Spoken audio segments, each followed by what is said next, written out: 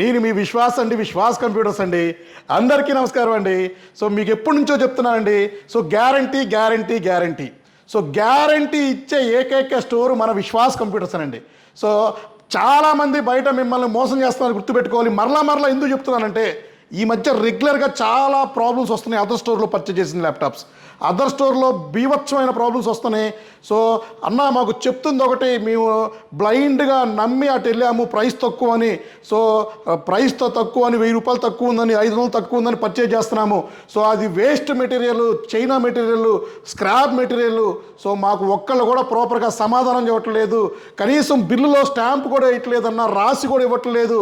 So చాలామంది ఇబ్బంది పడి నా సర్వీస్ సెంటర్కి వస్తున్నారండి.